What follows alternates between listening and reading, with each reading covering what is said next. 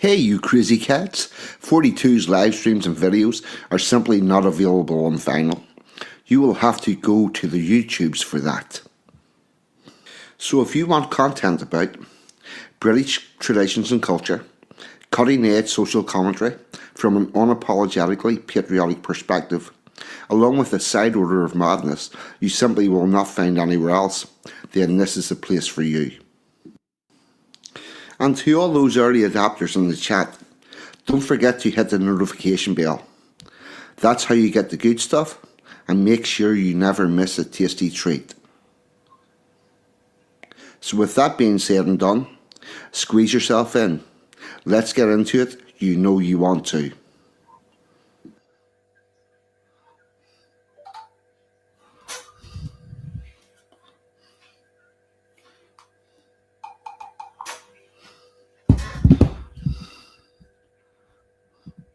Good afternoon, good morning, good evening. Please delete as applicable because the internet is worldwide and time zones are indeed still a thing.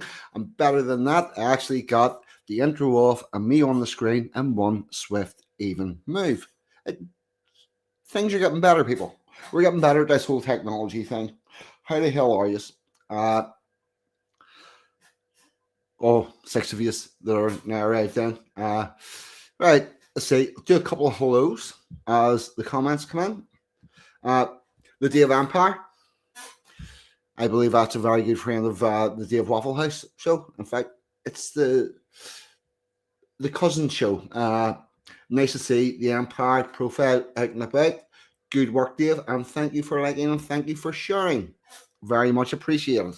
I'll come back to you momentarily. Anglo-Saxons in. Evening, brother. Glad to see it. Hope all's well. 1 second. My phone's making noises. It's nothing important. Yeah, that's fucking YouTube telling me that I'm live. I'm live. You don't need to send me an email. You lunatics.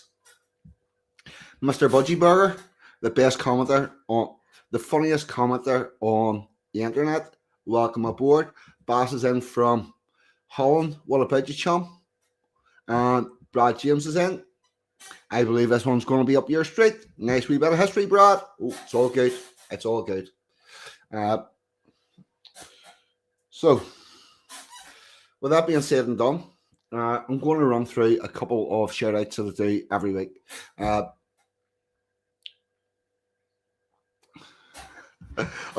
Liked and shared on the Waffle House and one as well. Brilliant, mate. You're fucking all over it. You're on it like a tramp on a sandwich. Love it. Thank you so much. Plastic Africans in. Let's go, chum. Shout outs first. Two shows I'd like to give a shout out to. Both do very good commentary on what's going on in the world with regard to legal issues, our overbearing state, and all of that stuff. One would be Robin, Courage is a Cure, Girl from Down Under, on multiple platforms.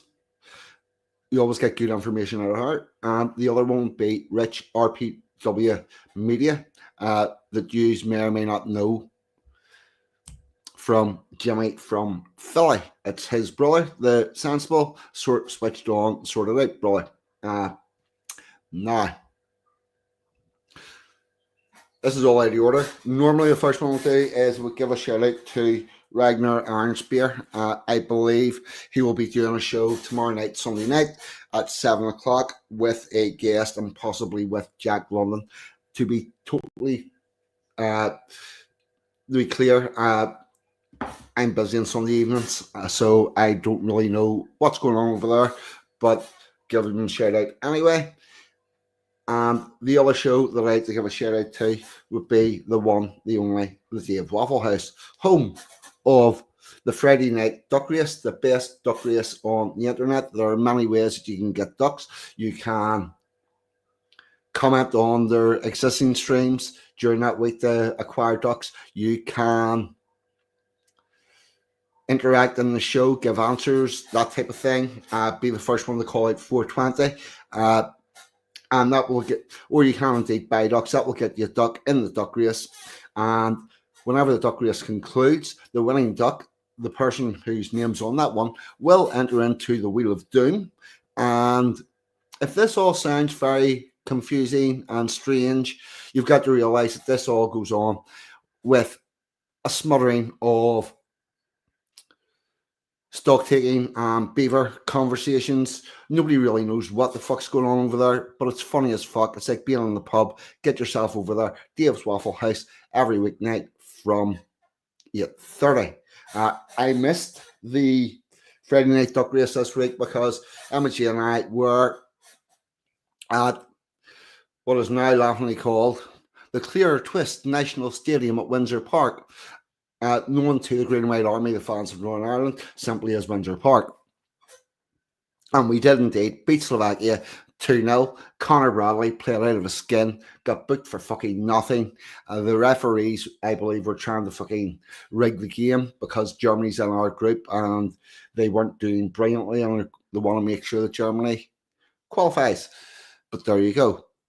I may go into further corruption with FIFA and the World Cup. The fact that the last one was definitely rigged, and that's the only reason why Argentina won it, but not tonight. So there you go. Yes, the Waffle House, get yourself in. And with that, I'm going to go down the rest of these comments. Mr. Pack is in. What about you, chum? Glad to see you here. Don Browning is in from down under.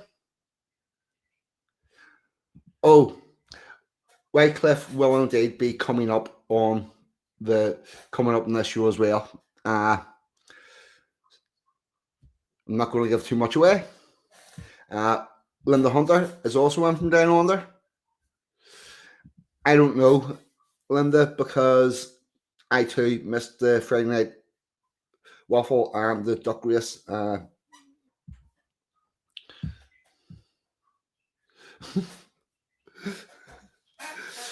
Yeah, that duck race is rigged. How can the duck race be rigged? It's just simply not possible. Thank you, Mr. Dave.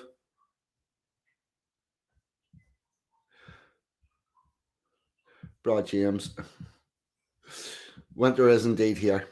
So there we go. How we doing? We're 7 minutes in, which is very good. Oh yes, shenanigans of the very shady variety. With that, one second, I need to cough.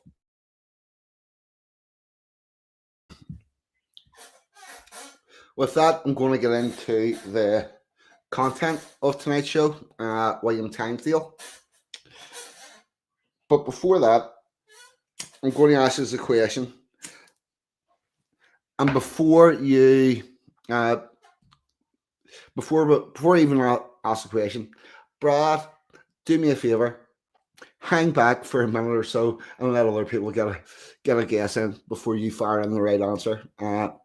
Now, William Tyndale met his end by being strangulated and then burnt at the stake. And my question for you, kind people, take a guess. What heinous act did Mr. Tyndale do to deserve such an end? What egregious thing could he have done to damage humanity that would mean that he wants to be burnt to death, basically?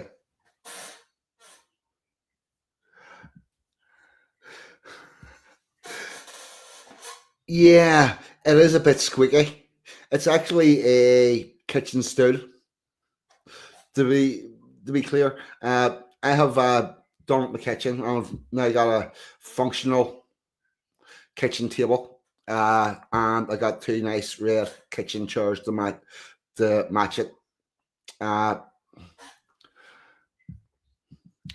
Shoplifting, no faith involved. Now let's see. Upset someone on Twitter. There's parallels with that. I would say it's equivalent today of upsetting someone on Twitter. So there is that. He didn't murder anyone. And I'm not going to say what I think about someone murdering Stammer. 42. Another elephant then? What about you? 42 needs some oil, not the shower. All right, Brad, do you want to go ahead and tell him what egregious act it was he did?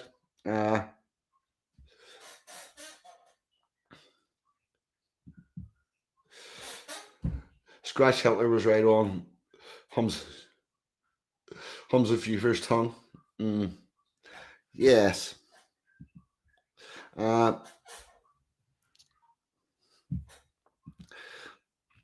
Exactly. This is the egregious act that he did.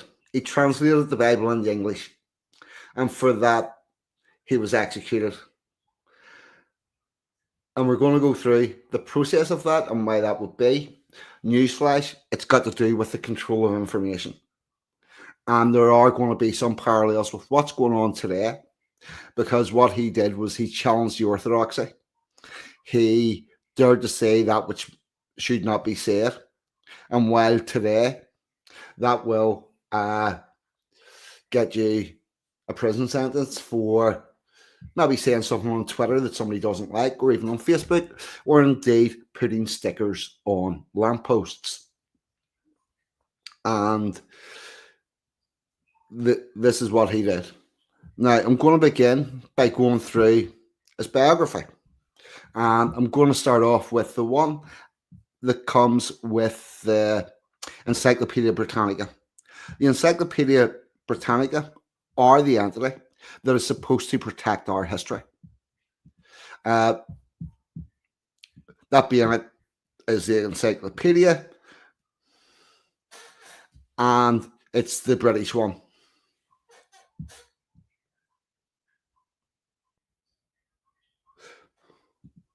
Oh, that's not good. Don't be calling that a premonition. Don't be. We don't want anyone going to jail for anything just right at the minute. That's really not good. It's definitely not the time.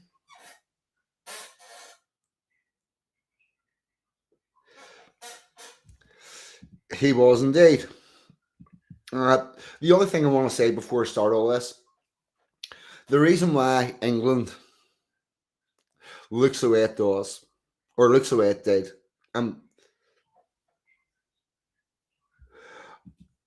yeah, what's scary is it's getting shittier every time I look at it, mate.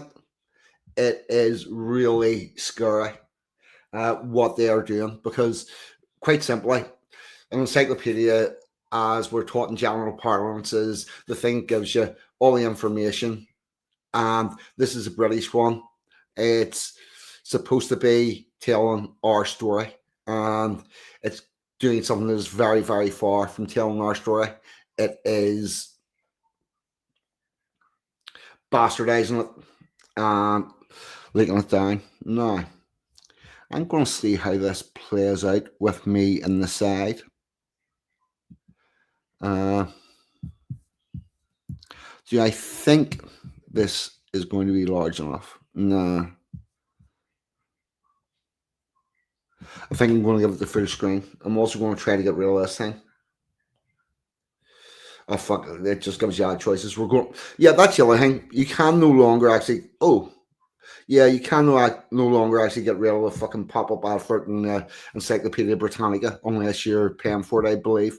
It is fucking nuts. We're going to take this back to full screen and give you all a bit better of a view. So, as per the Encyclopedia Britannica, here we go. Tyndale was educated at the University of Oxford and became an instructor in the University of Cambridge, where in 1521 he fell in with a group. Oh, fuck. I totally lost my train of thought. Before I start, yes, the reason why England looks functioned the way it did, and therefore the United Kingdom of Great Britain and Ireland, later to be Northern Ireland, and indeed the Commonwealth, with our structures intact, is because of the acts of people like Tyndale, because of the people that brought the Magna Carta, because of the people that fought and struggled in very real ways and against the tyranny that was brought with the Norman invasion in 1066 and fought to get us our proper legal standing. They got us the country where it is, where it was until probably, I don't know, 1950s, 1960s. But it was running on, it was, and since then, it's been running like a fucking zombie, just creaking away, but without proper hands on the tiller, steering it, and we're now regressing backwards. And I come to how far backwards I think we are stumbling at the end.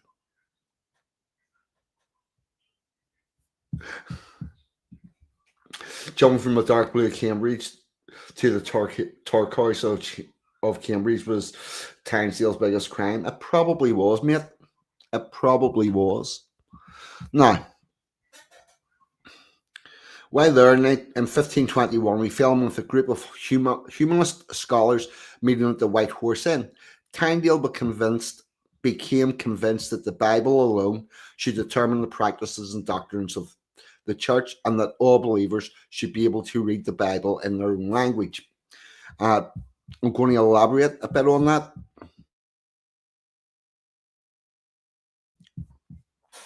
This is the same doctrine that the Lutherans believe, that you should be able to read your Bible, gain an understanding from it, and you should be able to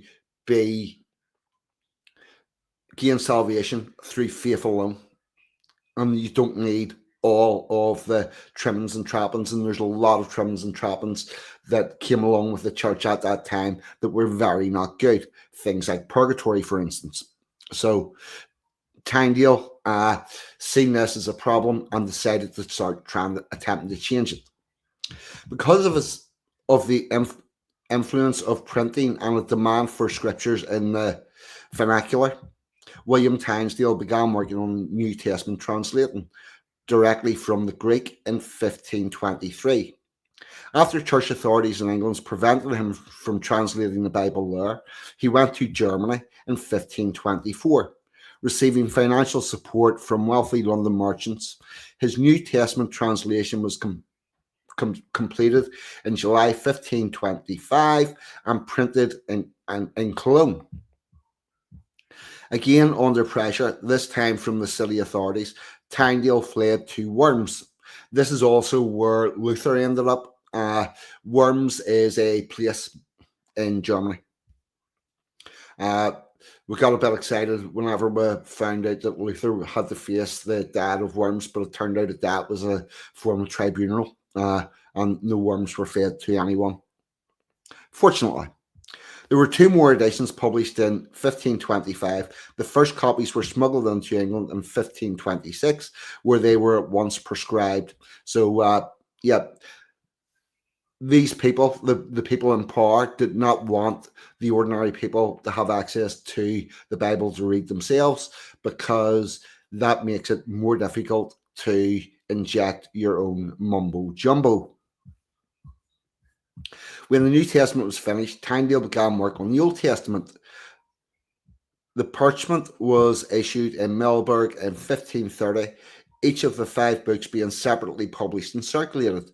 Tyndale continued to work on the Old Testament translation, but was captured in Antwerp before it was completed. Condemned for heresy, he was executed by strangulation and then burning at the stake at Fortville in 1536. At the time of his death, 18,000 copies of the New Testament have been printed. However, only 2 complete volumes and a fragment remain today at London's British Library. Tyndale's greatest achievement was the ability to strike a fastidious balance between the needs of scholarship, simplicity of expression, and literary greatness, all in a uniform dialect. See, if you want people to properly understand their scriptures, it needs to be written in a language that they can understand. And the other thing that I will say is, particularly in England, Scotland, and Wales, there is a lack of connection with the people do anything that comes prior to World War One, where we are directed, shepherded, herded, if you like, to put all our patriotic fervour into World War One, World War Two, the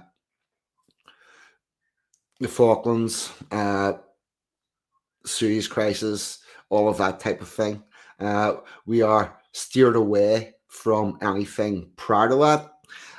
My honest opinion on that is because if people start to understand their history, they'll have a different sense of their position in the world today and will indeed want changes from today's current style of rule of law.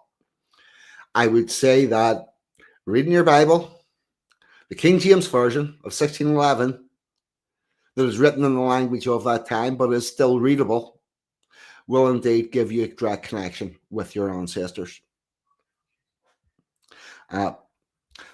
The effect was the creation of the English style of Bible translations, tinged with Hebraisms, that was to serve as a model for the future English versions of nearly 400 years, beginning with the King James Version of 1611. And by the way, you can find the King James Bible online, available to read for free in its original versions. You don't need to leave your house to get that. I think you can probably also listen to it. There's you have no excuse for not getting back in touch with that other than the lack of will. And that is all that the Encyclopedia Britannica has to say in the matter. And I will go back to the studio and have a look for the comments. Sorry, I'm just checking through. It certainly was. It certainly was. All right. So now we're on 22 minutes. So that is what Encyclopedia Britannica has to say on the matter. Now we're going to delve a little bit deeper, and this is from Wycliffe Bible Translations.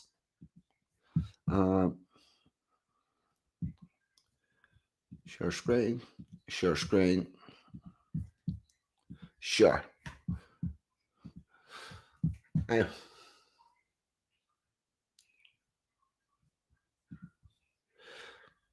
the Bible says not one word of this book should be changed. It also says,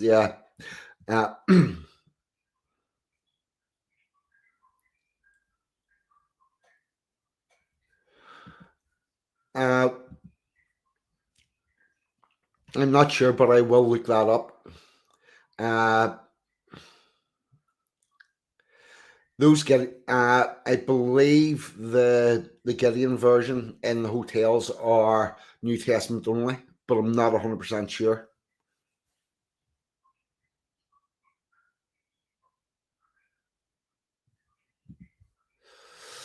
You got the English Standard Version? I believe that's what that is. Yeah. I'm not as up.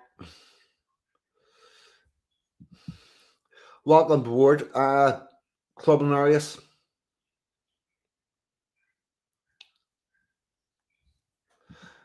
Yeah, I think they are simplified modern English. I don't think they are King James.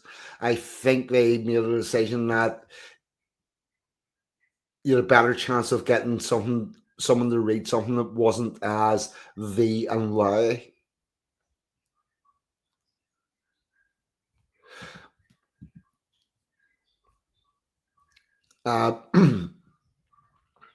No, well, fact of the matter is, the Gideons is a charity that distributes them, and we've got a lot more hotels than we once had. Brad, I would have expected nothing else of you.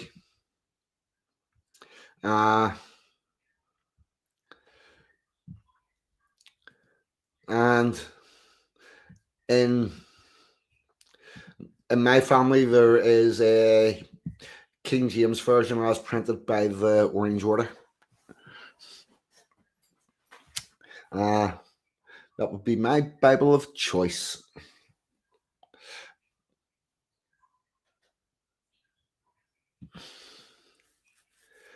It's the King James for yeah, probably did. We're going to get there. Add to the screen. Yeah, we'll make this.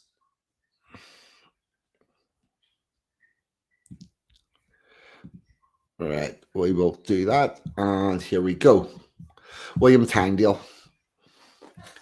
So, are we on the screen? We are indeed. So, go back 500 years, and the only scripture that was legally available in England was the Latin fugue, Genesis chapter 1, opened as follows. So, if you went to your local church and you wanted to read your Bible, it would be in precepto cavit divis celi et turum tele et ennius et facum et tabian erant super facum aseo el spurt del fervor super aquas galax fac ex et facts et lux. I don't know about the rest of you, but I got no spiritual guidance from that whatsoever. And the reason why they kept the Bibles like this was because if you want your priests, bishops, and all of that to be able to make shit up on the fly, it becomes a bit difficult if the people actually know the Bible for themselves. So the Bible's there. You can read it if you want. If you're good with this Latin bullshit. The people of Britain, the people of England were not even really good with the English of the time, with reading and writing it. So the chances of the local person reading this were nil. Now, if you moved in certain circles, you may have access to John Wycliffe's outlawed handwritten Bible of 1382, which translated this Latin. So there were knocking about John Wycliffe's version, which was not printed. He had to sit under candlelight and do this day after day after day, translating it to send it out to people. And it said, in the beginning, God made of naught heaven and earth. Forsooth, the earth was idle and void. The darkness were on the face of depth, and the Spirit of the Lord was born on the waters. And God said, light be made, and light was made. So we're beginning to understand this. And this is something that was written in 1382. This is a language that you and I could possibly fathom out using the words that are put together. And also, this is a translation. So things do get lost in translation. In 1500, there was no Hebrew tradition in England. Hebrew texts were simply not available. Yet in 1532, exiled in Antwerp, William Tyndale published his translation from Genesis from Hebrew into English like this, and this will begin to get more recognizable. In the beginning, God created heaven and earth. The earth was void and empty, and darkness was upon the deep, and the Spirit of God moved upon the water. Then God said, let there be light, and there was light. We can all begin to recognize this, and this is the beginning of the Bible that we know, understand, love, and cherish of today. And with that, I'm going to check the comments.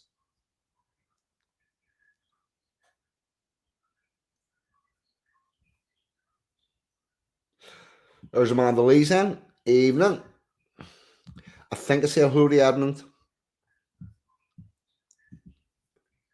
Anything with telly? Yeah, you're looking for a teleport, Mr. Budgie. I can tell that.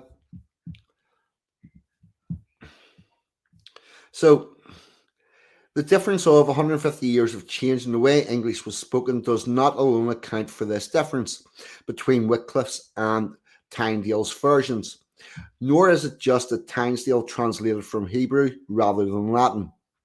But the thing about it is, Tyndale had access to both the Hebrew and the Latin, and what he came up with was an English version that was a hybrid of both to get the best out of it. Tyndale translates with the clarity and simplicity combined with the engaging sense of rhythm and poetry. Tyndale captured the heart and wealth of the English language and brought into God's surface. His achievement was stunning.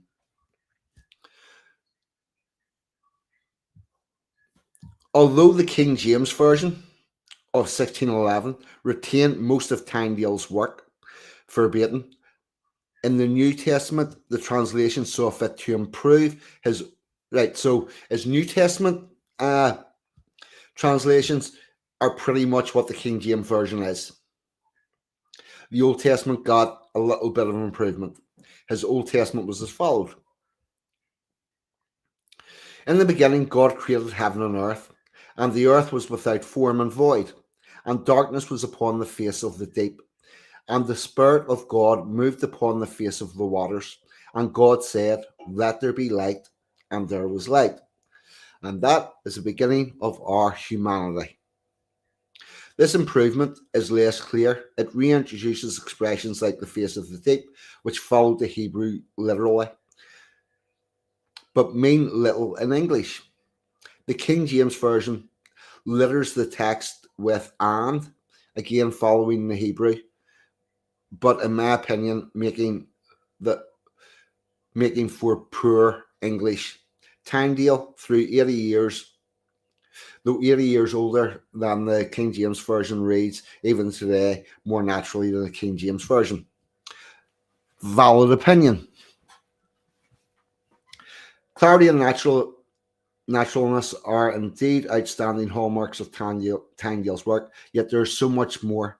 This is a man who coined the expressions that are still in everyday use, such as my brother's keeper, go the extra mile, the apple of his eye, filthy loser, and the still small voice. He enjoyed contemporary items like the word for missing in archetype to sin. He also invented a range of terms expressly for his purpose, such as atonement, mercy seat, and thy loving kindness. So this effort to bring the Bible to the English people in a language they understood also changed how English was written and spoken. Also, you will find that in this time, this is where your intellectuals would hang out, and this is the type of script that they will be working on. William Tyndale had at least as much impact on the development of the English language as William Shakespeare.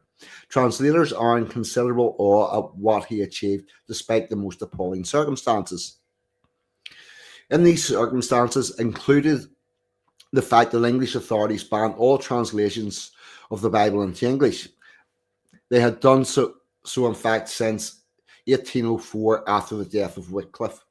The Church of Rome will indeed argue that there was no ban on having the Bible in your native tongue and cite the fact that there were versions of the Bible prior to even Tyndale. But they omit the fact that they were banned. We'll get to what happened to Wycliffe because that is really fucked up. Really, really. In the late 1520s, English church authorities started burning what they regard as heretical books. Yeah, whenever we think of book burnings, what you need to realize is a lot of these were books that the Church of Rome decided were hearsay and they wanted rid of them, including early versions of Tyndale's New Testament in English.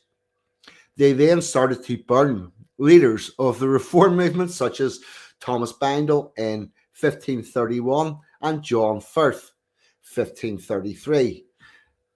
Let me make this clear. Where they begin by burning books, they will end by burning authors. They will end by burning people.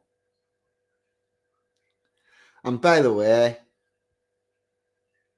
while shadow banning isn't quite burning the works, the total outright bans that we have seen of people for having the wrong opinions in recent days, recent years, is a sign of where all of this can indeed end up.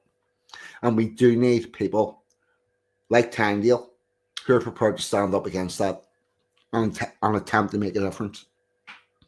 Tyndale had already fled to the continent in 1524, settling eventually in Antwerp. Even so, Thomas More, the Lord Chancellor at that time, kept up a furious attack on him. The blessing of the exile of Tyndale was that he had access to Hebrew texts and that learning he could translate with some freedom. So the fact that he was chased out of England actually gave him access to more information, which went into his translations. So who was this remarkable man? Born around 1494 to a relatively well-to-do family in Gloucestershire with the good connections of the wool trade, William Tyndale clearly benefited from a good early education. In 1506, he went to Oxford University, where he studied theology and learned both Latin and Greek. He eventually became a priest. There were no ministers in those days because this is prior to the Reformation. And even after the Reformation, the Anglican Church kept up with its priests in a lot of the churches. Church of Ireland went the ministers, obviously, but the Anglican Church of England continues with the word priest. Although they are still Protestant Catholics, so we need to understand the difference between Roman Catholics and Protestant Catholics. Tyndale was evidently horrified by the lack of knowledge of the scriptures by his fellow priests. He would have been well aware of Esmus working in Cambridge at that time, but it was not clear that the two ever met. So even the priests didn't fully understand their Bible and had not read it properly. The publication of Emerson's Greek New Testament in 1516 was a highly significant moment in the history of the Bible translation. Quite how Tyndale learnt Hebrew and quite how he turned into such an astute master of the English language remains a matter of speculation. He published a translation of the New Testament in 1526, a revision in 1534, and the Pursuit in 1530. He clearly translated other Old Testament books, but it is not certain exactly what he translated and what others, such as Miles Coverdale, completed, which was completed after his death. Tyndale should have been safe in Antwerp, but he was betrayed by the imperial authorities in Brussels by an unscrupulous fellow Englishman. After more than 400 days in prison, and despite an attempt by Thomas Cromwell to have him released, he was eventually condemned as a heretic. He was strangled and then his body was burnt. Fox's 1563 Book of Martyrs recounts that his final words were, "Lord, open the King of England's eyes." In 1539, King Henry VIII authorized and funded the Great Bible. Basically, Tyndale's work, completed by Coverdale and others, requiring it to be read and to be made available to all people in every church in the land. Tyndale's final prayer had been quickly and poignantly answered. The other way of saying that is that King Henry VIII demanded that every church have a Bible, and he seen to it that one was printed and placed in every Bible. In fact, two, one for the priest and one for the congregation, that they could read. It was kept inside the church, but they could turn up there and read. This is another thing that affected us, because this is where the move to educate the peasants into reading and writing actually began. I know that is a very common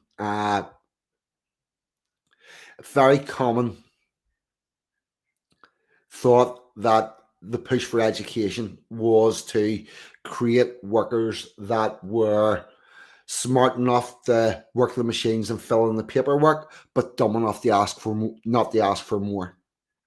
However, that doesn't actually require everyone to read and write and even understand. It requires them to be able to write down their name and understand what way a form looks and write the right select couple of words in there and carry on. It doesn't need you to be able to understand. This idea where you're going to read the Bible for yourself, where you're going to take it in, struggle over it, and come to an understanding, that requires proper literary uh, not qualifications, needs to be able to read and understand properly, which is way beyond what is required for working the machines and filling the paperwork. And this is where it began. And you will find that most of the people that pushed for more education for the working classes were indeed Protestants who have this notion that it's a personal understanding between you and your creator. So there you go. With that, I'm going to read some of the comments.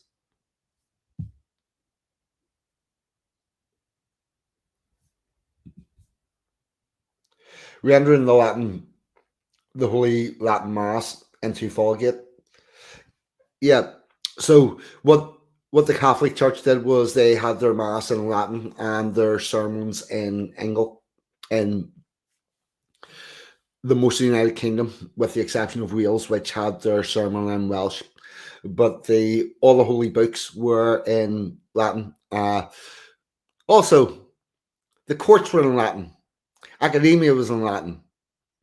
So you could, as a commoner, thanks to the Romans, go through a court system where you don't even understand what the fuck's going on because it's not in your language.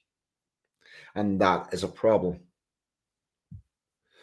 Oh, he went to more than the naughty step. Read more on Bible translation history. We're going to go into that next. We're going to look at Wycliffe. I want to check if this is still on the screen, and it is. Good.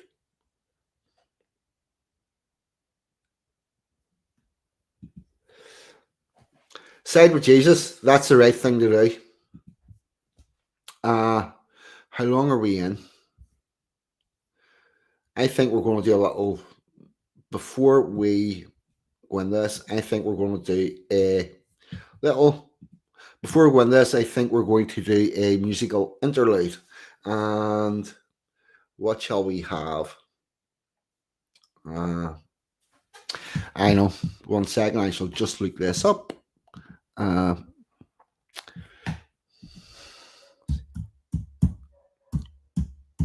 Cromwell.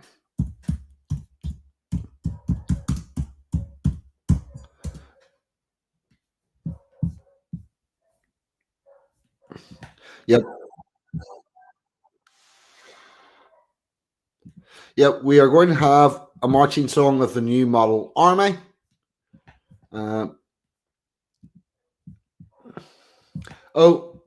The wonderful, amazing, sexy Emma G is in. How are you, my darling? I hope everything went well this evening with your little project, and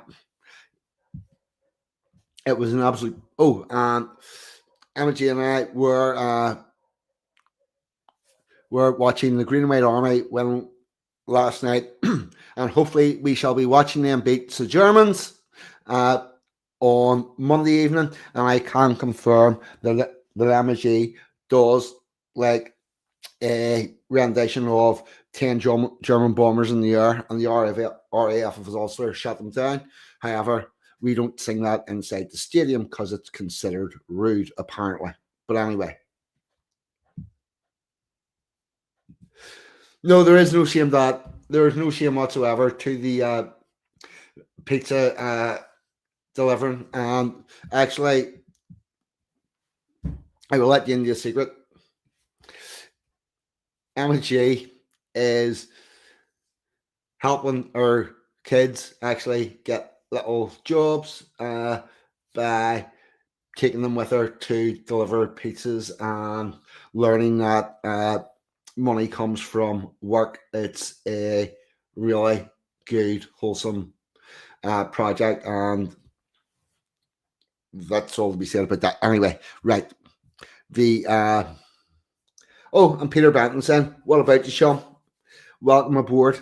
You're just in time for a musical interlude because, apart from anything else, I need to. Yep, I need to go to the toilet and blow my nose.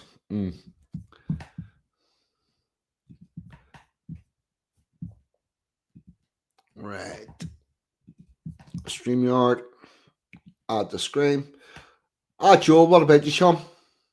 Welcome aboard. Right, here we go. Marching song of the New Model Army. Musical interlude number 1. Off we go.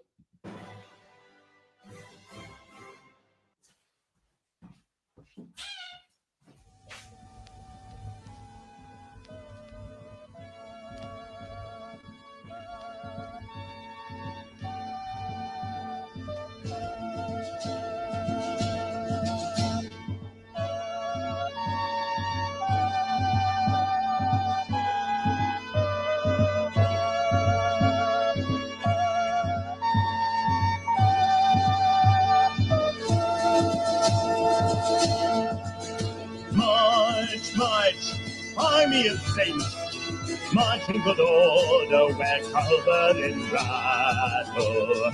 March, march, conscience of Parliament, hold your faith fast in the height of the battle. Scourges of heresy, over his foemen, rough man and arm, it's in God's name to fight. Puritan tradesmen and level yeomen, sustain ye by service, by righteousness armor. March, march, let's brag a muffin, sing as ye go, the hymns of rejoicing. March, march, justified ruffians, chosen of heaven to glory you're rising.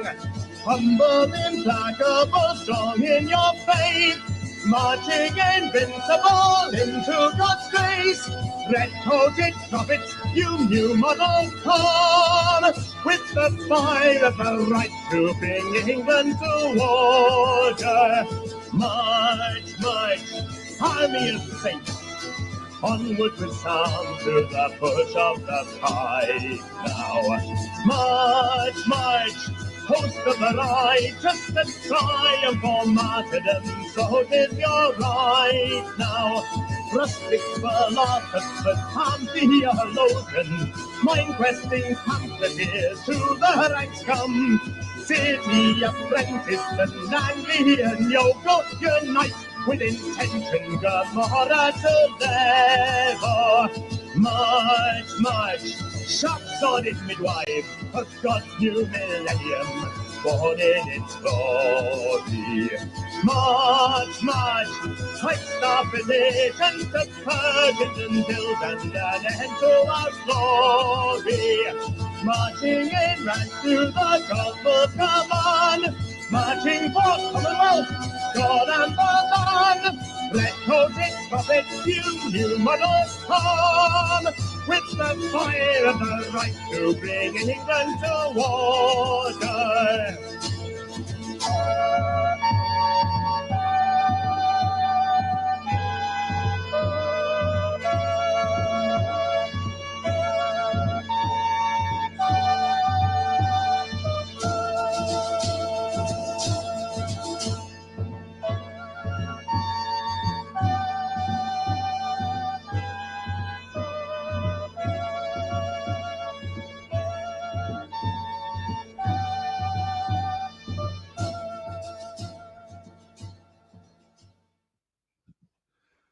All right, here we go.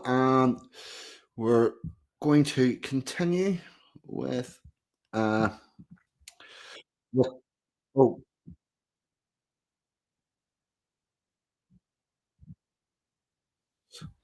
fuck me! I forgot to stop the YouTube one that I was playing, and I started to play the Gallon 40 Twa. Right. Yeah. Oh, that's something else. What YouTube has got really, really good at doing is figuring out what anybody wants to watch next and is throwing that up on the up next thing and keeping you on their platform. And I believe that the fact that they are doing that has a lot to do with everybody's views going down, because people are not searching as much as they used to. I also think it's partially to do with the invasion of really, really shitty AI videos that are mimicking people's voices, with AI scripts, putting words into people's mouths, and basically jamming up the feed. And it's got to the point where that is affecting the algorithm. Anyway, right, let's get on with this thing. We want John Wycliffe's Bible, and we will share that. Now we've got it up on the screen, and we'll get it back to individual, and here we go.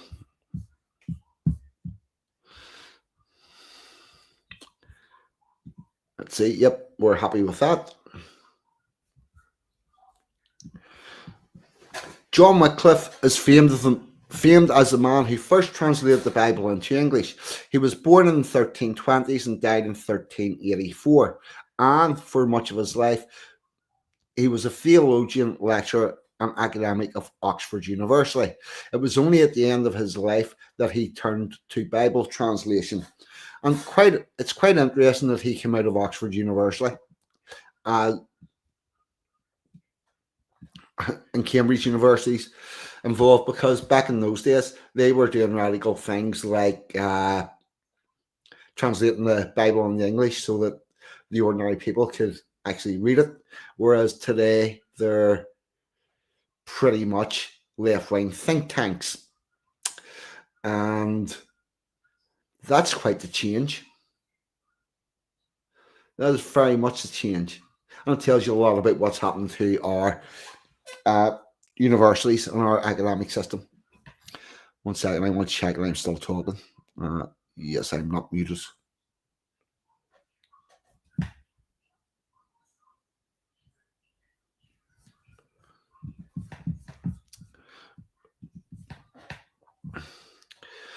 In his day, John Wycliffe was highly influential in church and political life, but once he was dead, the church sought to eradicate that influence.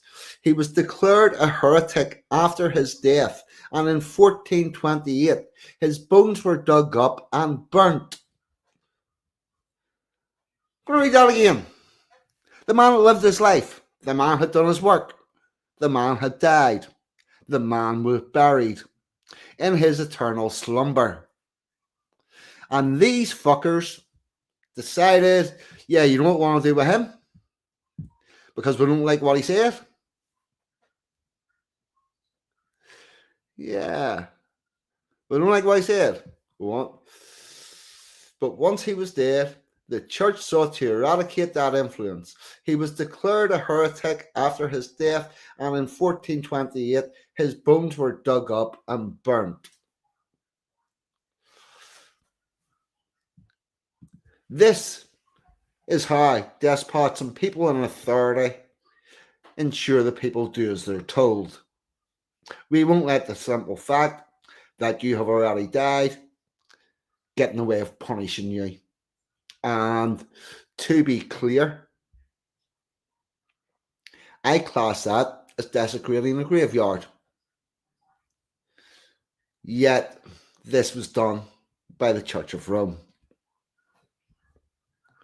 Yet despite the facts that all he wrote had to be laboriously hand-copied and that his translation work might not pass muster by later standards, his influence grew and grew. Today we call him the morning star of the Reformation. There's more to this man that meets the eye. Please read on. We will read on. The use of English was changing in the early 14th century England. The church might not have been keeping up with this change, but God was. In England, start of the 14th century, the language of sophistication, education, and power was not English.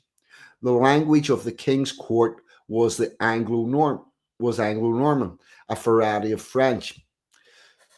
So one of the first things that happened whenever William the Conqueror came over was he got his own language in every system of influence, which meant that there was a clear segregation between the ruling class and the people. That difference still exists, in that the working class people speak a language that is markedly different to the ruling classes.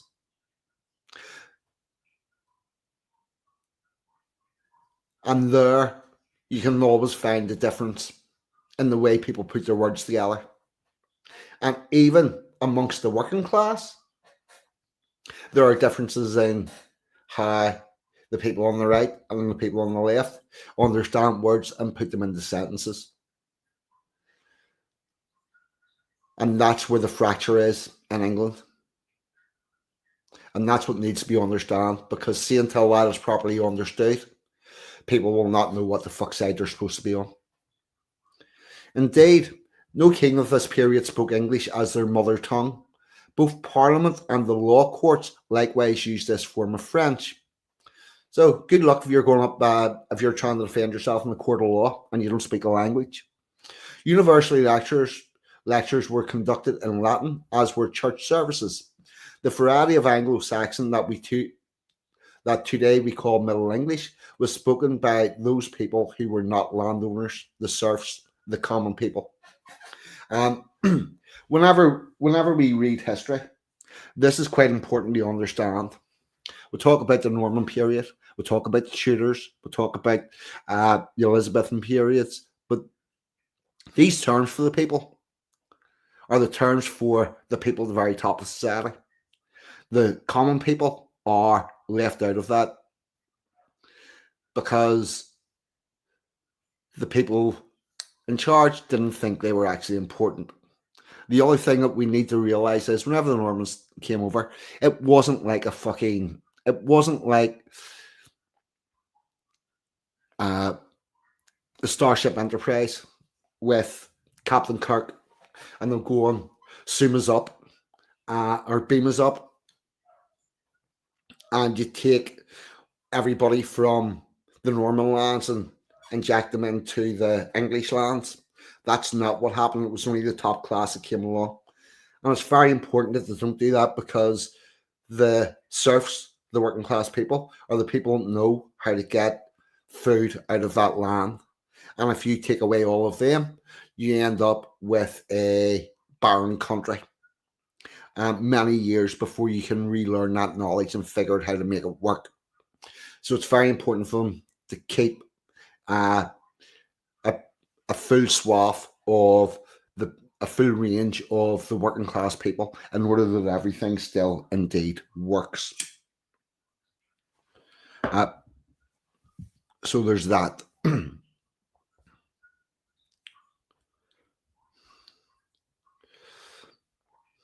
So that language is different from the serfs or the common people as they were termed.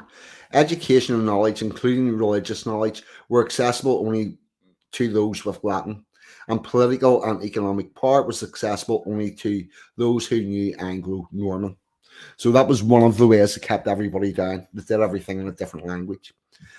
Edward III, who was King of England in 1327 to 77, thus almost matching Wycliffe's life, wanted to regain some of his territory in France, which he considered to be his by ancestral right. He was known for starting the 100 Years' War with France, but in order to get the support of the English nobles, the king built up anti-French sentiment by emphasizing English and Englishness. 1 second, I need to cough.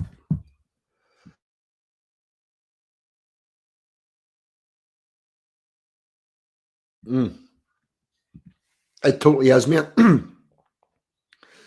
The Normans are Newsflash, the Normans are still the enemy. That's who's causing this shit.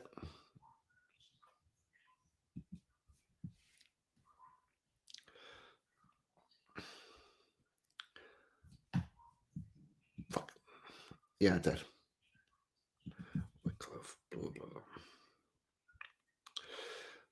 The new value he had put on the English language is exemplified in his 1362 Act of Parliament, known as the Statute of Pleading, that insisted law courts operate in English. Really strange this. In the 1360s, it took pressure to get our courts into English. And in 2025, we're having courts accept languages that are not English. We're going beyond bringing in translators and translating everything for them. We're having courts that are taking place in New Irish, a language that was only invented about 100 years ago.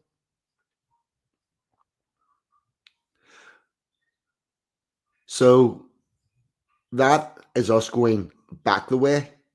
Our courts are supposed to be all in English because they're our courts. And if you want to play in that chessboard, you got to learn the English.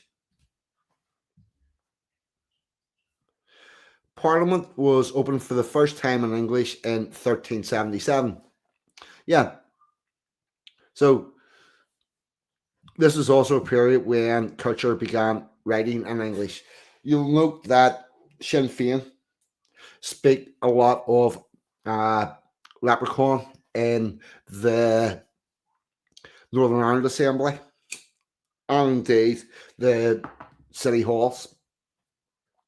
And I'm sure that the Welsh speak Welsh in the Welsh Parliament, and I'm not sure. I haven't heard of anybody speaking Gaelic in the Scottish one, but we don't know. But we are definitely going backwards from 1377 when we decided to do all of that in English.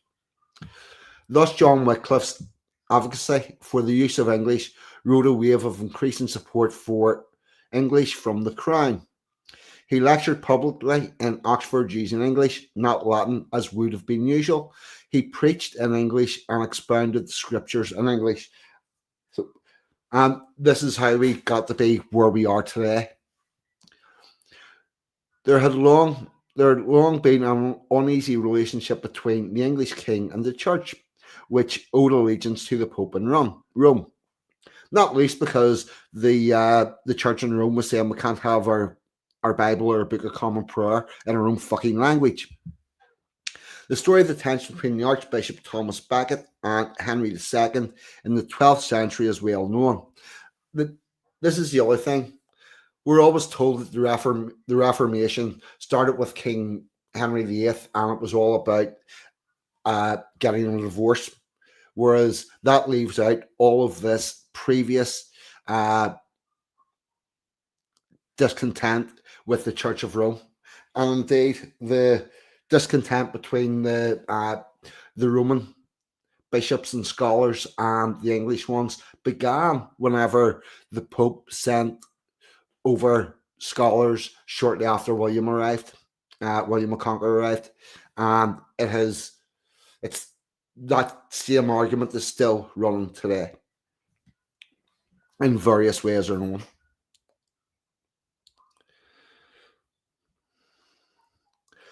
Less known is the story of 13th century King John and his dispute with Rome over who had the authority to appoint the Archbishop. King John, we're going to come back to the Archbishop of Canterbury. Oh, fuck, because by fuck is that a doozy. King John lost that argument, and the consequences were still keenly felt by Edward III a century later, whereas now the Church of England does indeed elect the Archbishop of Canterbury, but we have currently elected a really fucking bad one. Resentment against Rome in royal circles was rife. So So Henry VIII is nothing new. This is an argument that had been rolling on for many years between the Church of England, the King of England, and the Roman Catholic Church. Basically, what the Church of Rome, how it worked is it was leveraging the eternal soul of the kings of all the countries in order to force them to do their bidding. That's quite a lever to have. You know, not money, not property, not will refuse to recognize you as a king. No, your fucking eternal soul. It's quite the lever. And that is why we have a Reformation, people, not because of a divorce. The church had its own problems in this period too. 1377 saw the start of Western Schism with the 2 and eventually 3 popes. Corruption and misuse of the power of the church was widespread and a source of much resentment. Yeah, so at that point there was a couple of competing popes to be the supreme leader of the Church of Rome. So when Wycliffe attacked the church privilege and misconduct, it resonated. He found support from no less a figure than John of Gaunt, the third son of King Edward and father of future King Henry IV. Wycliffe attacked a number of church practices which he argued varied from what the scriptures taught, such as the veneration of saints and requiem mass. Right, the veneration of saints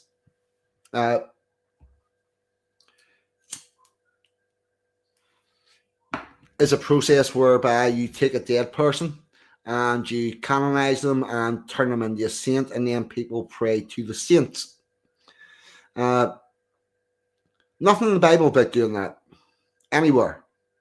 This is something that was invented by the Catholic Church, and that spawned Saints' Days, which were days that you had to go to the church and you had to pay to light candles for the saint. So it was a money spinner.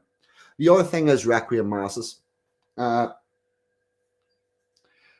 which will bring about a difference between Protestants and Catholics. When a Protestant prays for someone who has passed, they don't pray for the actual soul of the person. That's been dealt with by God, and the decision's instantaneous. There is no waiting room where you sort of wait about for God to make a decision. It's instantaneous. He's made the decision. So who you pray for is the family of that person who are suffering grief because they have lost a loved one. That's where your heart, where your thoughts and prayers go, not to fix the situation of the person who has already been judged. So that is one of the really big differences that came out of the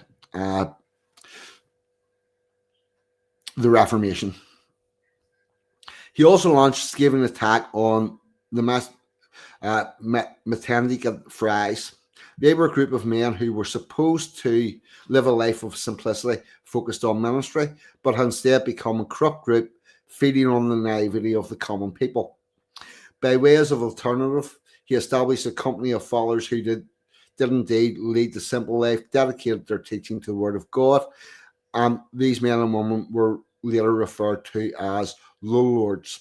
Now, where it says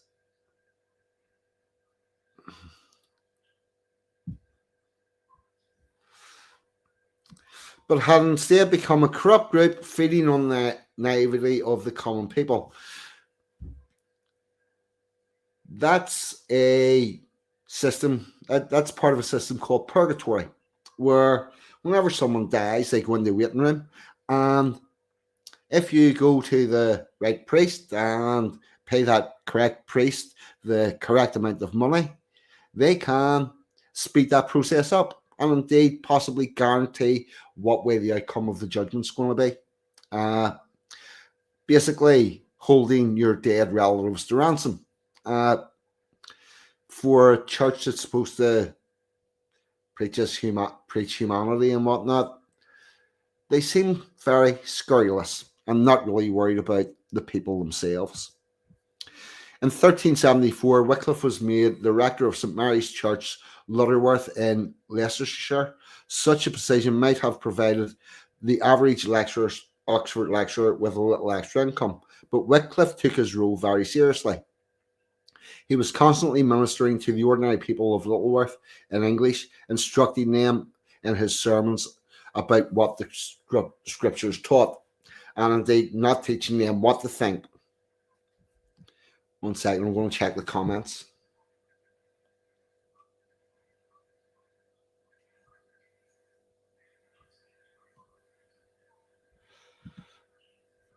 Evening special, Kay?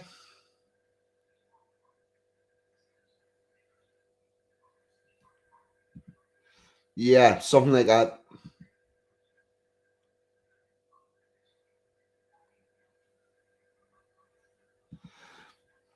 Yeah, Brad, it's really straight. We don't have a very good definition of hell in the Bible. What I will say is the idea of people being put into a burning vat where they burn forever and just feel to die and live in agony. There's no redemption arc on it, and I think that is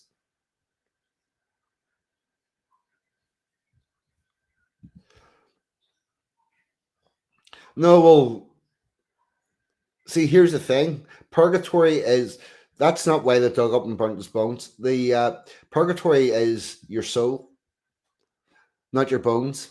They just decided to fucking destroy his grave and burn him.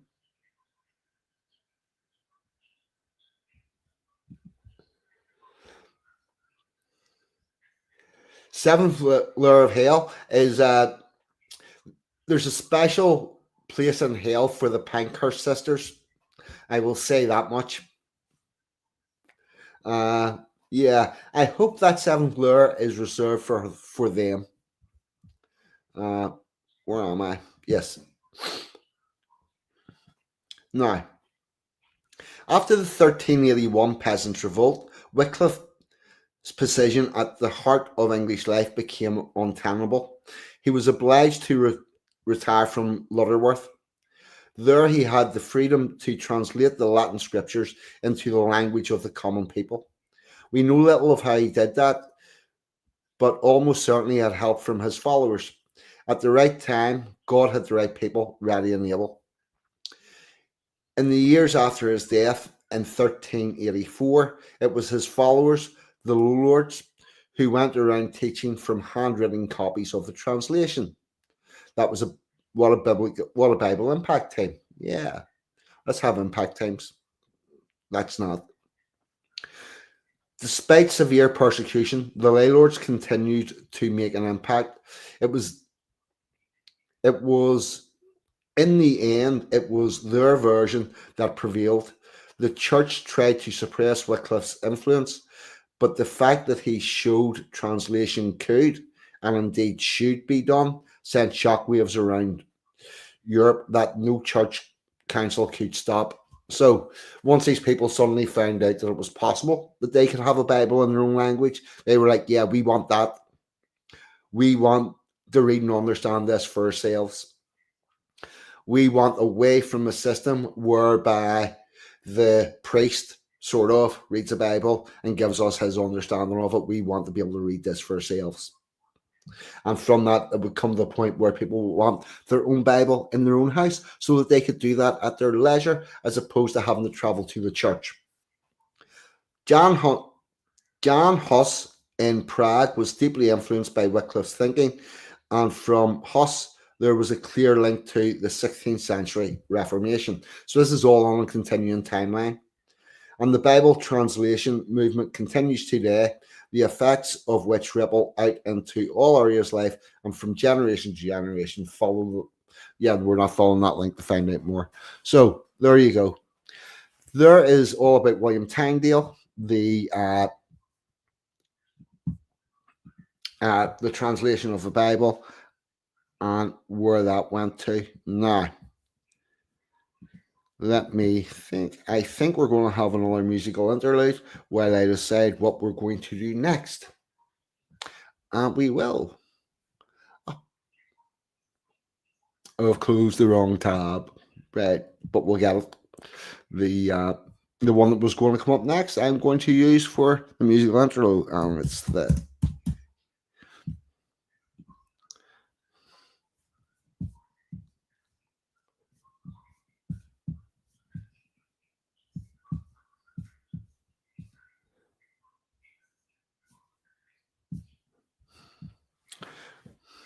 I want to get the right version of this.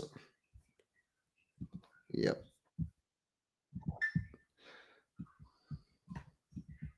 Here we go. Presenter in fact. Share screen.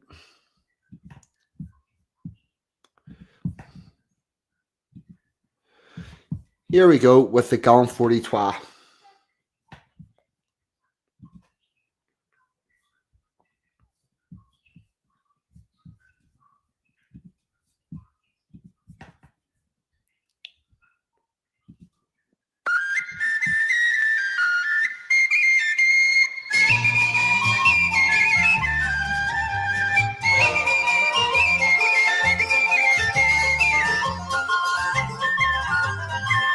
You may talk about your Lancers or your Irish Fusiliers, the Aberdeen militias or the Queensland Volunteers, or any other regiment that's lying for the war. Come give to me the tartan of the gallant 43, and strolling through the green fields on the summer's day, watching all the country girls a working at the hay. I really was delighted and he stole me heart to war when they saw him in the tartan of the gallant 43. Oh, I never will forget the day his regiment marched past. The pipe they played a lively tune, but my heart was aghast.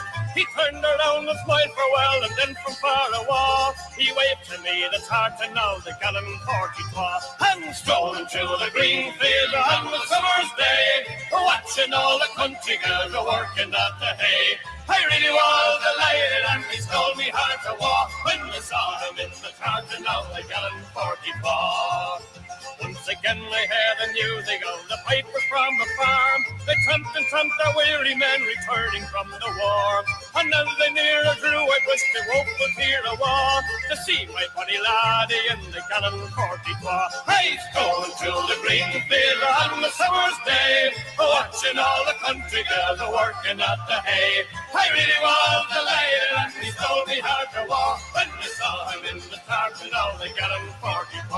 And strolling through the green field on the summer's day, watching all the country girls a working at the hay. I really was delighted, and he stole me heart to war when I saw him in the tartan of the gallant 43.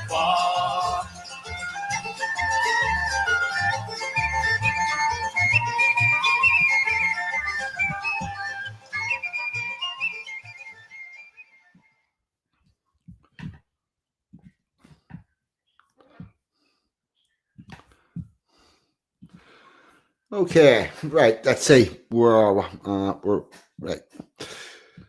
Next little bit of information. Oh, GG Show, what about you, chum? Welcome aboard. Thank you for dropping in. Right. We're going to do a little bit about the arrest.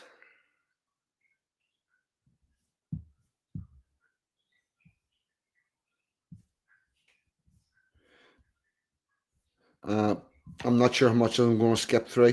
I will try to skip through bits that are obviously stuff that we've covered previously this evening, because as much as I get that it takes me to read lots of articles to get the right information out, I don't think you just need to read it all multiple times.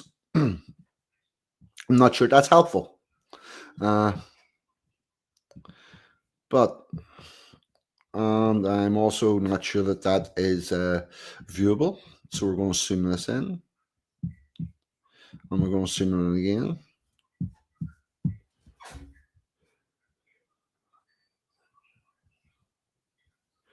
Right. Yeah, we're up.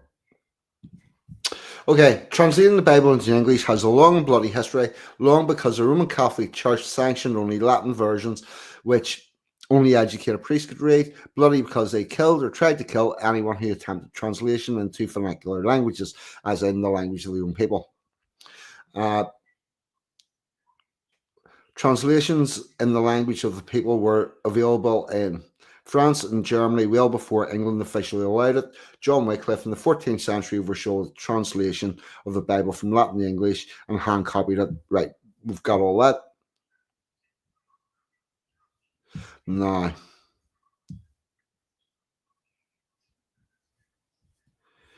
I want to go to this bit. Cardinal Thomas Wolsey issued a demand on 18th of June 1528 for the ambassador to the Netherlands to track down Tyndale for trial and execution. Secret agents were also sent from England, but he was able to elude his pursuers for 8 years in the city of Antwerp before being discovered and seized. The translator was convicted of heresy by the special prosecutors of the Holy Roman Empire for teaching salvation by faith alone, among other Protestant doctrines. Now, where this becomes interesting is once you go outside what these people want heard, they persecute you. And I would say that how this manifests in today by the descendants of those people is that instead of it being Protestantism or Catholicism or whatever it is, it's the religion of progressivism. And if you say anything against the religion of climate change, because I honestly believe climate change is a religion, there's no scientific basis for it. It is simply on faith that we can change the weather by shouting at people and telling them not to drive their car. And if you speak out against this, you get sanctioned in all sorts of ways. You'll get kicked out of academic life. You will face financial consequences, and you'll be socially ostracized. I would also say that if you speak out against the religion of transgenderism, and I do believe that to be a religion, or the religion of LGBTQAI, I do believe that to be a religion, as opposed to a sexual orientation thing. You speak out against that, you get disavowed, you lose your ability to earn a living.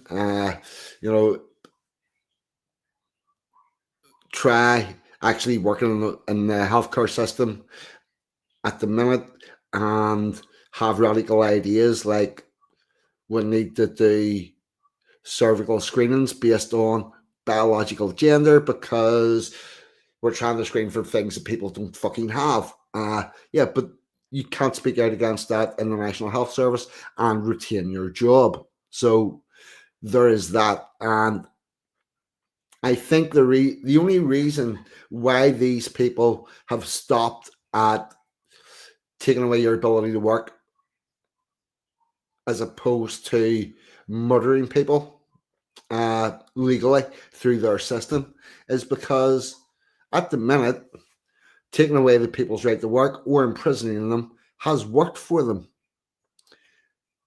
And I'd be very, very worried about what the legal system is going to do to the heretics, of whom I am one, because I do not believe in the same doctrine as all these progressive wankers. What are they going to do whenever their current punishments fail to work? Because they're going to become more draconian. And I really wouldn't. I don't think we'll get as far as burning people at the stake, but I do think forever and ever in a mental asylum would be very much along the lines, because that's something that they did back in those days as well. So we've a lot to be worried about.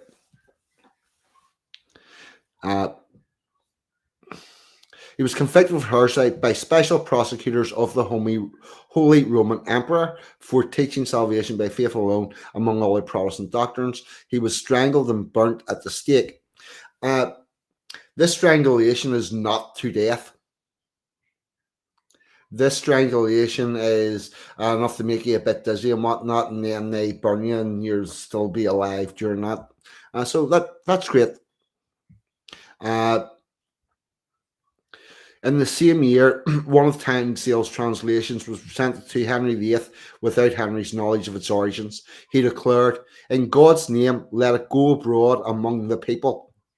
2 years later, Henry ordered every church in England to have at least one copy of the Bible in English for every church. And here we've got a picture of the execution. We've got the post that he's tied to, the rope going around his neck for the strangulation, a bit of a garrote going on there, and then the material coming in that they're going to use to burn him. Tyndale's Bible actually lives in the King James Version, about 75 years later, which is about 90% identical.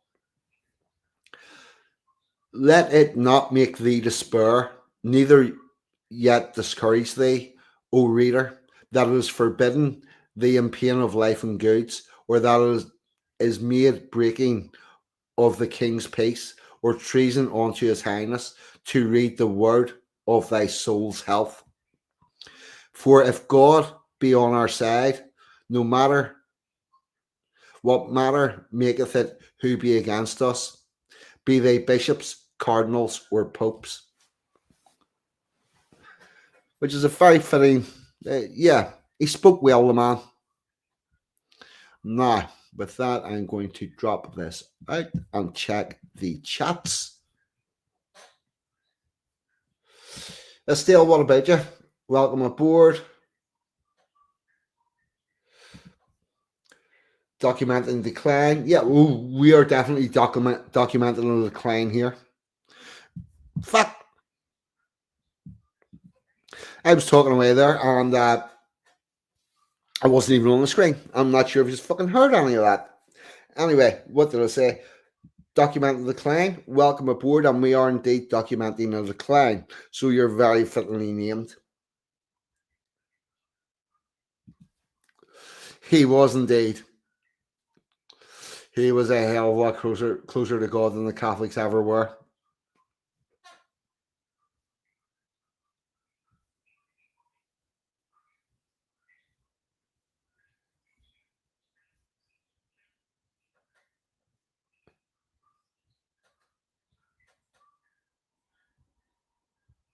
Right.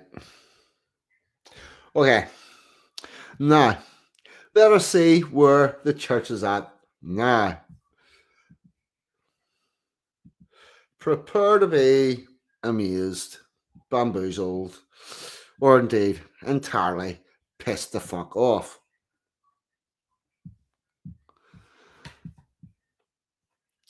This is coming from Christian News, and it's about the Anglican Church, of which the Church of England is nominally the head, and the Archbishop of Canterbury just about holds the position of first among equals. But I believe that is going to change.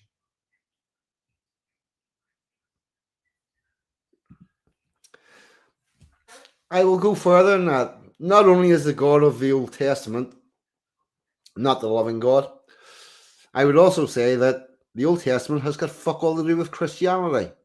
Christianity starts, middles, and ends with the teaching of Jesus Christ. The clue's in the name. Jesus Christ, Christianity. Also, the relationship between man and God has changed between the Old Testament and New Testament because God has sent forth his one and only begotten Son in order to take the sins of every person. So therefore, that God can have a different perspective and a different way of dealing with things because there's a different way of dealing with it put in place.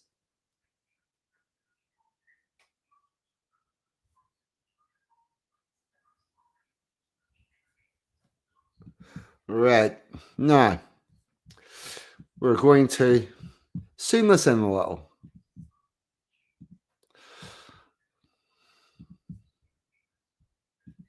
Okay,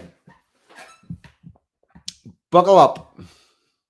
This is where we've got to. This is where we have got to. Bear in mind, the Church of England is a church that gave everyone their Bible in their own language, and the Reformation was about doing nothing which was outside of the scriptures. So, the Global Anglican Future Conference has expressed sorrow at the announcement that Dame Sally Mullery will become the next Archbishop of Canterbury, warning that her appointment abandons global Anglicans and will further divide an already split communion. For those of you that don't know, the communion is where everyone agrees to a set bunch of principles within that church, and in order to take communion with someone, you need to agree with them. And prior to this, all of the Anglican churches were able to take communion at all of the Anglican churches because they all had the same core belief system. And this change with the Archbishop of Canterbury is beginning to change that. In a statement signed by its chairman, Archbishop Laurent Mabata, GAFCON said that the Archbishop of Canterbury can no longer function as a credible leader of the Anglicans, let alone a focus of unity. Citing its 2023 Kingle commitment, in which it declared it would no longer recognise the Archbishop of Canterbury as the instrument of communion. The instrument of communion, or the first among equals, is the very head of the church. Quite important that head of that church has the same views as all of the churches, which is no longer the case. Well, about to be no longer the case because we're still in a bit of a flux. The group raised concerns about Dame Sarah's support for the blessings of same-sex relationships and her appointment as the first female Archbishop of Canterbury, saying the majority of Anglican communion still believes that the Bible requires a male-only episcopology. Now, let's break this down a couple of things. Dame Sarah's support for blessings of same-sex relationships. A blessing is basically a wedding, and a wedding has got three components. We'll quickly go into the difference between a wedding and a marriage. A marriage is a ceremony presided by the government which documents which two people are getting married.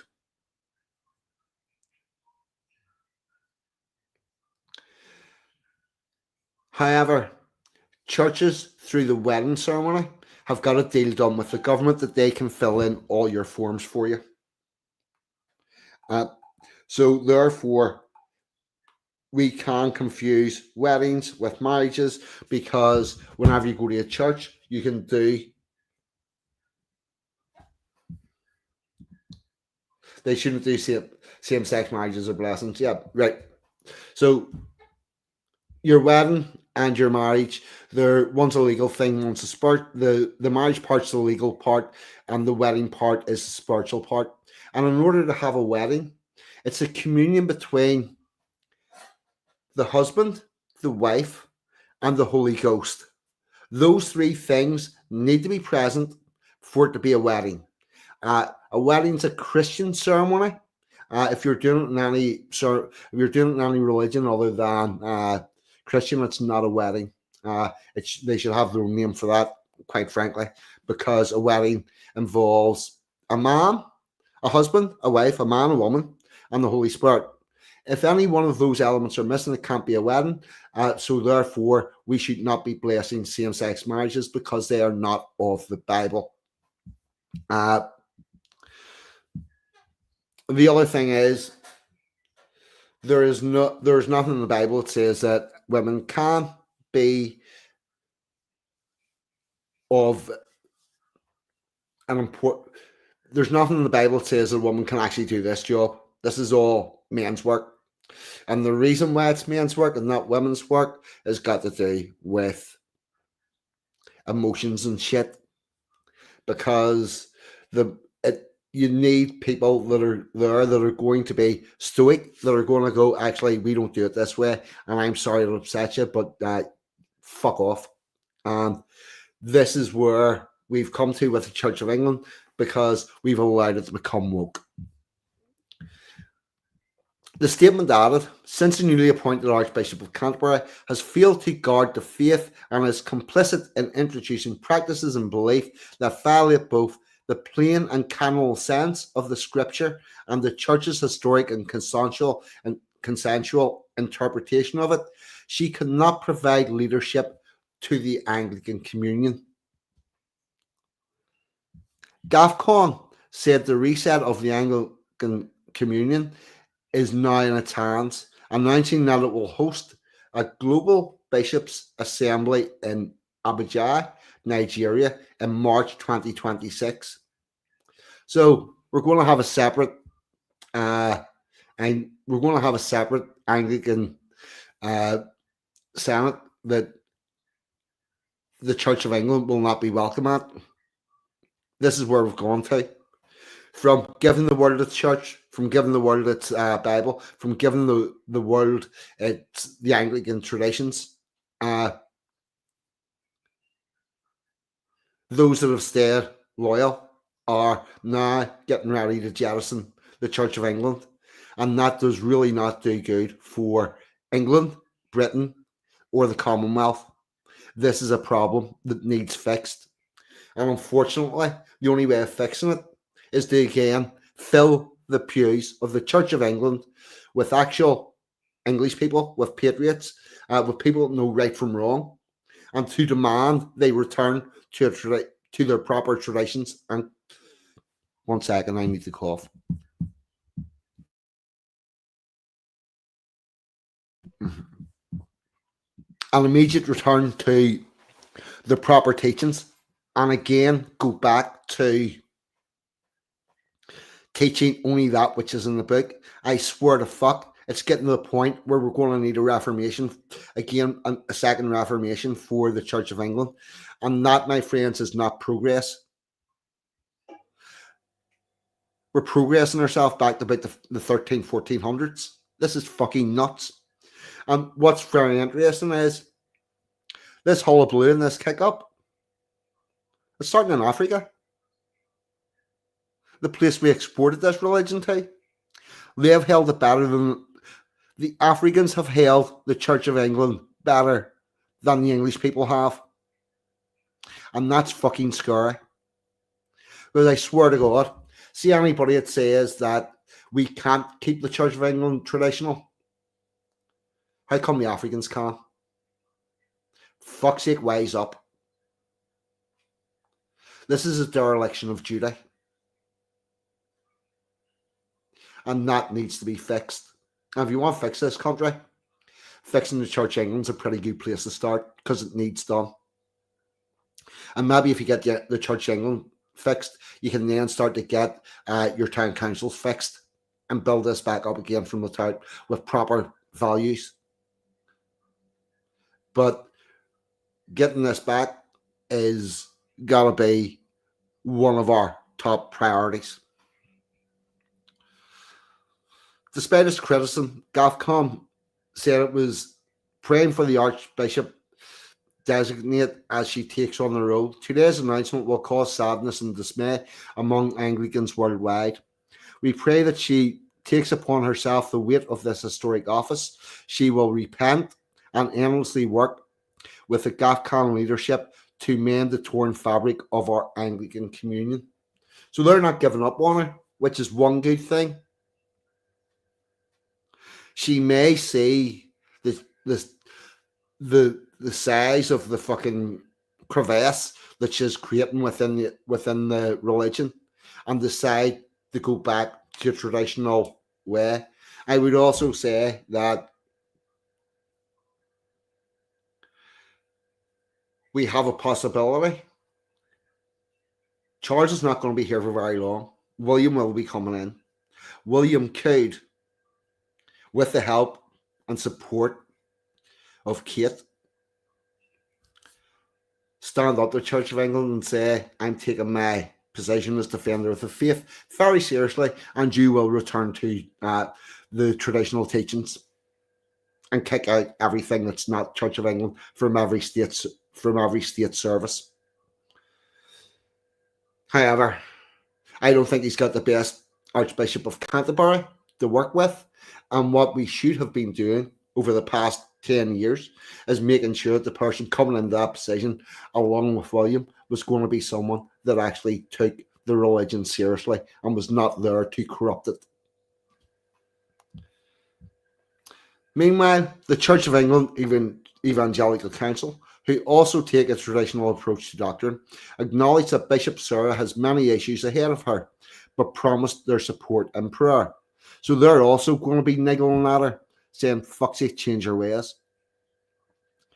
It is said in a statement, at home the Church of England faces challenges because of declining attendances, financial pressures, and their impact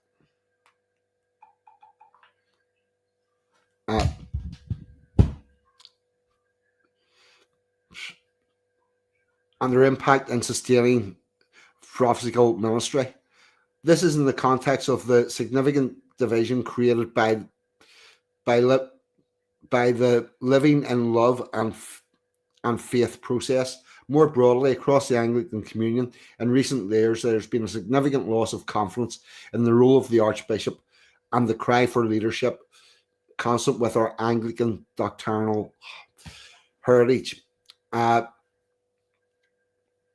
It continued, we therefore pray that God will enable Bishop Sarah to hold to the apostolic faith and call the Church of England to reconnect to the historic doctrines and formularies entrusted to it. We pray that this might be a moment where the current drift away from biblical and Anglican understanding of marriage and sexual ethos is either halted or ways found to secure biblical convictions in the Church of England for the future. Above all, our hope is that she will lead the Church of England in presenting the unchanging good news of the gospel afresh to our worldly need. Current Bishop of London, she will legally become Archbishop of Canterbury at a ceremony in Canterbury Cathedral in January. That will be followed by a formal enthronement service at a later date where members of the royal family are likely to be present. And there's a prayer for it, which I'm not going to read. So there you go. And I will return to the studio and check. Oh, fuck. Thanks, Ustl. Not good with some of the pronunciations. No, there was no doorbell.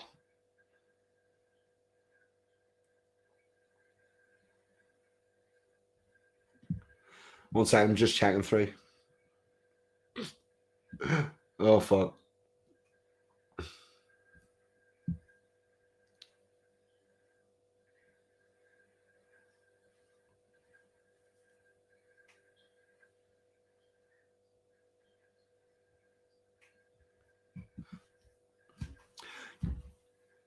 It doesn't really matter if one needs and or would seek Ireland, Christianity, hedonism, you name it. Quite frankly, I don't really care.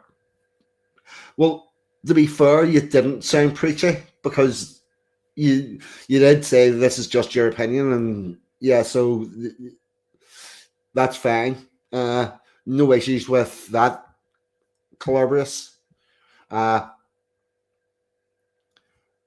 You may have issues with how I just pronounce your name. I did my best, honest. Cubularius. It seems to be a different language.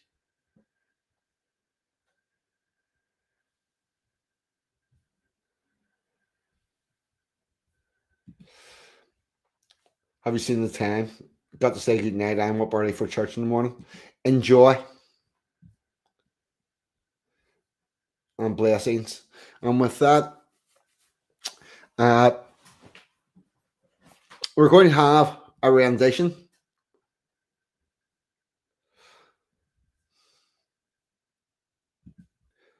Is RPW media in? Sorry, just checking back through the chat. Oh, Luke, what about you, Sean? Brother, my friend.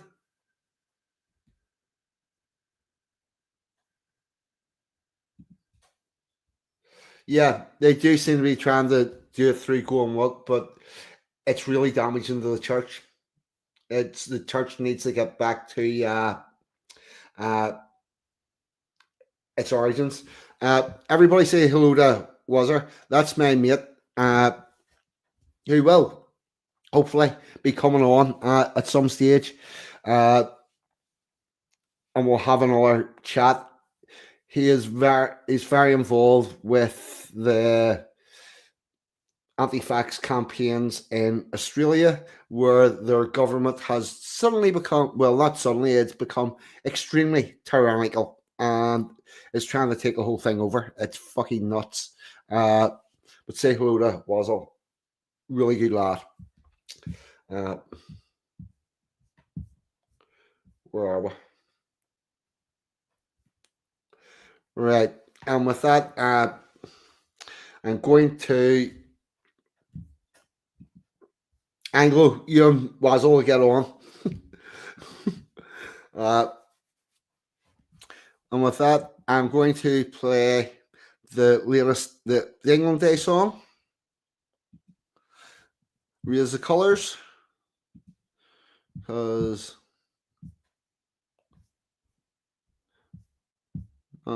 yep.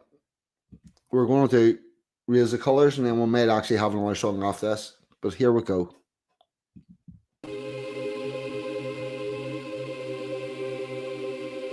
Who are ye, in rags and rotten shoes, all dirty and bearded, blocking up the way? We are English. We come from the edge of Europe, beyond which lies only water, ice and death. This is the place we made our home. Raised our cattle, planted the crops, evoked their gods from circles formed of stone, so those gods could witness us atone. When Roman forces did invade, we fought as lions, refused to yield, and those we left out in the field, of the English, they were the seed. Who adversity did propagate, an indomitable people who we would fight, toil and mock in equal measure, and find humour in our adversity, because that is our way. The battle-weary tribes besieged by Vikings, banded as brothers with Angles, Jutes and Saxons, took some years of consideration to produce our culture of toleration. The creation of the English nation at Stamford Bridge we won the day, but William was quickly on his way. 1066, the commutation brought the cursed Norman invasion. A ruling class they would impose until calls for Magna Carta arose. And to all the kings the message was sent: you only rule us by consent. So what of the English, I hear you ask? You know us as the working class, the ones whose toil, blood and sweat brought you the greatest empire yet. So you should learn at your mother's knee of revolutions that number 3. That number 3. 1, 2, 3. Agricultural, where mechanised planting and harvesting was married to selective breeding, we created a food service, the envy of the world. Industrial, where we conjured cities to house factories inhabited by a well-equipped workforce to man the machines. This coupled to the ingenuity of English engineers who never found a problem without a solution. The third, the glorious one, that brought about civil and religious liberty, one rule for all, and the radical notion that a man should profit from his labours. But we are not greedy. We exported our language, our law, our sense of fair play. In our safe shipping lanes trade flows through never-ending day. And when Britannia ruled the waves, we used our power to free all slaves. We managed the world and allowed all others to travel. In the social order we created, with humour in adversity, because that is our way. Achievements we have too many to list. From this small kingdom God has kissed, we travelled the world from the highest mountain to Arctic's Carpatic tundra and back again. The traces of our kindness are in our railway light that transport the world to work, our compassion in the water systems that hydrates foreign soil. We left everywhere better than we found it, because that is our way. I could list another thing or two, like how we taught the world to queue, but I'll leave that for another occasion. It's time to have a celebration, admire the wonders of our creation. To our ancestors, homage we must pay for doing things the English way. For we are the English, and this is our day.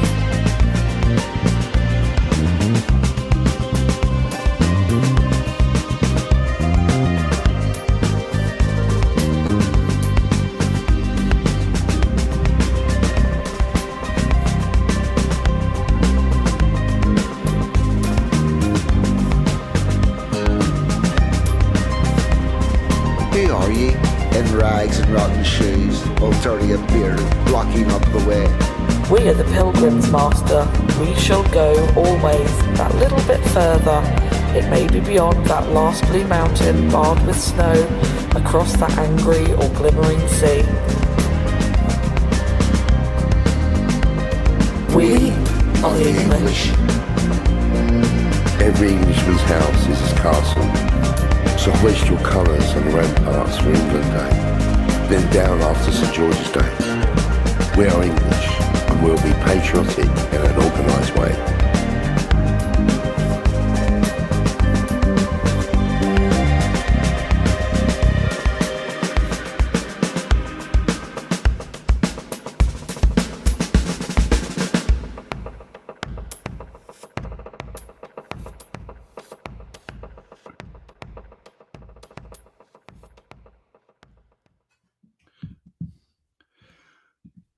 Be advised, people, I'm going to be recruiting. I want one person from every county in England to do something English for England Day, so that that can be documented and show social participation. Last year, we had like 3 people do something. This year, we need a lot more.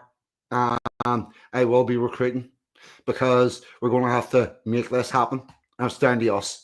It's pretty much where we're at. So we can make this a thing, or we cannot. The other thing that I want to address here is, let's deal. Get it back to its origins, like the Inquisition. No, not the Inquisition. You see, all those Inquisitions were the Church of Rome. I mean, back to its origins of the Church of England, of Lutheranism, of the Reformation, and to getting back to nothing that's not in the book. And by the way, there's nothing in the book about taking people who do not believe or do not use your form of worship and torturing them until they decide that they will. That is totally not what the book's about. It's not what Christianity is about. It's a fabrication and a very over heavy-handed control mode used by the Church of Rome. So no, not the Inquisition.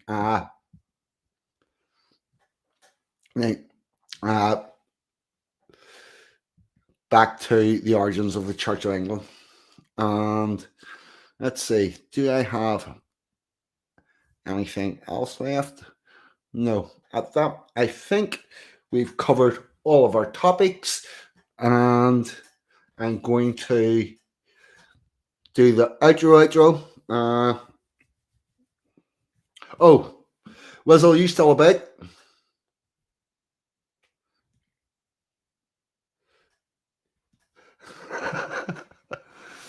It's all right. See if you ever want to remember, just look up that England Day song, and it tells you at the end. Also tells you when to put your flag up, when to take it down, all of that. We'll do this organized. We will make this organized, and I'm hoping Wizzle's still here. This one's for you. I'm going with once. I'm going to do the outro that I don't think you've heard.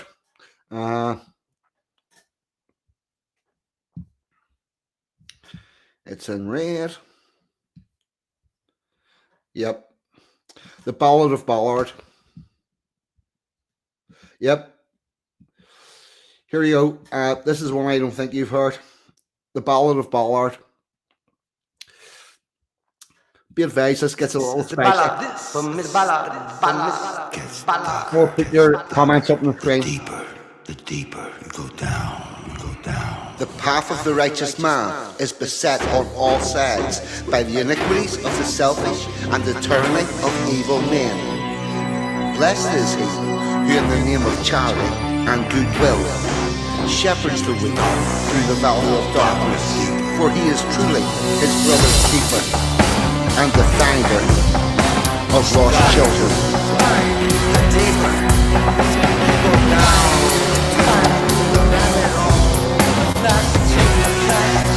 And the finder of lost children. You only need a light to guide you, and an angel to walk beside you. I dare you to go down. You wanna know the truth, don't you?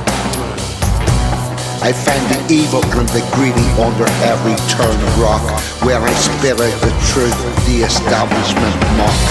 From all sides I watch the opposition grow, trying to terminate the information flow. But the good book reminds me that I am blessed, protected and guided during every quest. In the valley of darkness my way is clear. I carry a big stick and I show no fear. So prepare yourself for eternal damnation. In your nest of vipers I found my vocation. Are we so deaf that we cannot hear the screams of the children? Are we so blind that we cannot see? We are living in the depths of depravity. Are we so inept we let monsters roam, fueled on power and adrenaline throne? Are we so weak we cannot fight back, beholden to our masters?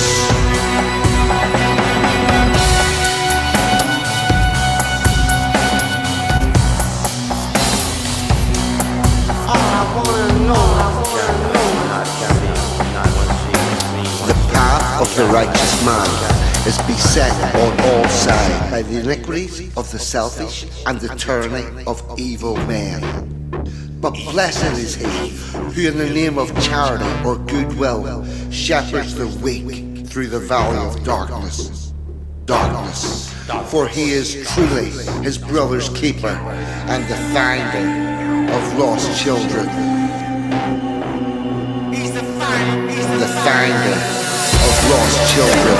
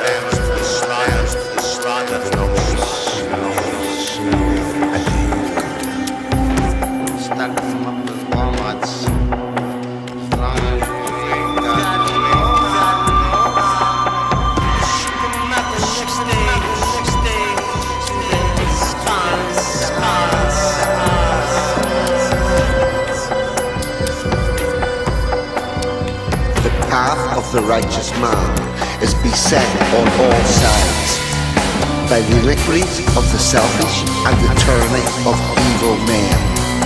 But blessed is he who in the name of charity or goodwill shepherds the weak through the valley of darkness. For he is truly his brother's keeper, and the finder of lost children. The finder of lost children. Finder of lost children.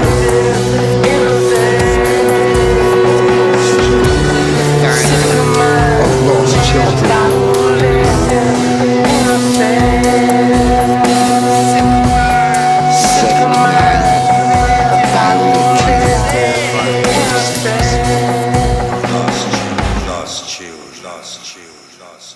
The rabbit hole. I dare you to go down. Okay, Anglo Ashford bonus outro, and we will indeed do that. We'll take that one out, and we will go with yeah.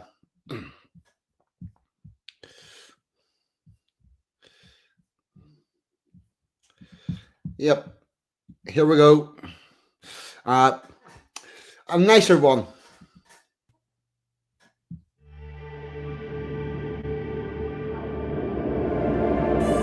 Hello, you're listening to 42's letter to the Anglo-Saxons. When you spread this message, you are the resistance.